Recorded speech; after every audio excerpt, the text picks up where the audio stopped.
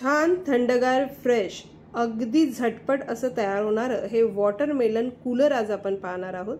नमस्कार, मी स्मृती देसाई तुम्हा सगळ्यांचं स्वागत करते हाऊस पार्टी टुडे स्पेशल या चॅनलमध्ये। छान असे मार्केटमध्ये फ्रेश कलिंगड येत आहेत। कलिंगडाचा सीझन चालू झाला आहे, तर सीजनल फ्रूट खाण्याची मजा काही न्यारीच असते। त्यापासूनच आज आपण बनवणार आहोत हे वॉटरमेलन कूलर। फार गरम होतंय, अशा वेळी काहीतरी वेगवेगळ्या प्रकारचे ड्रिंक्स आपण बनवून पितो। तर आज आपण अगदी फ्रेश अशा या कलिंगडापासून हे वॉटरमेलन कूलर बनवणार आहोत।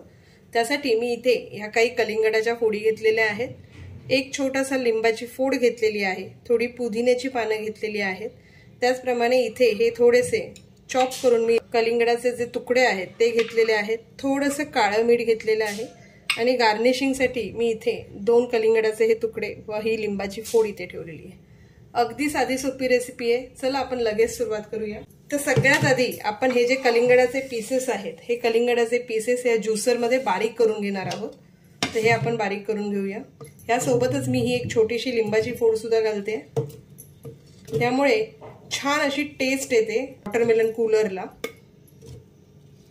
मी आता हे बारीक करून घेते। आपल्याला इथे लागणार आहे एक काचेचा ग्लास।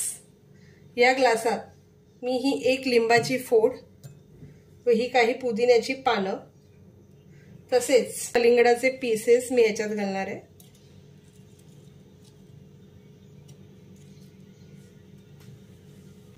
यामध्येच आपल्याला थोडंसं काळं मीठ घालायचंय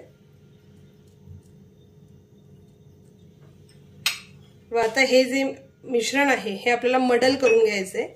तर तुमच्याकडे जर मडलर असेल तर या मडलरने हे करा, किंवा जर तुमच्याकडे लाटणं असतं आपण त्या लाटण्याने पण करू शकतो।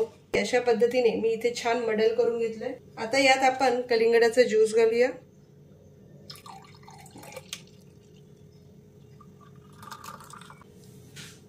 आता यातच आपण घालूया थोडंसं स्प्राइट, अगदी 1 ते 2 आईस क्यूब्स। गार्निश करण्यासाठी वरून हे आपण जे कट करून घेतलेले पीसेस आहेत हे।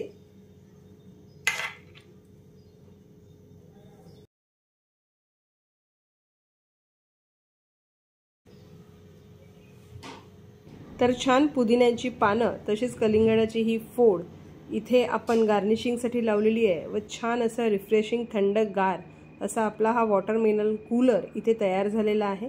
तर समर हीट बीट करण्यासाठी हा अगदी छान असा वॉटरमेलन कूलर तुम्ही सुद्धा नक्की ट्राय करून पहा। व जर तुम्हाला ही रेसिपी आवडली असेल तर माझ्या व्हिडिओला लाईक व शेअर करायला विसरू नका। चला तर मग पुन्हा लवकरच भेटूया आपल्या अशाच एका छान इंटरेस्टिंग रेसिपी सोबत।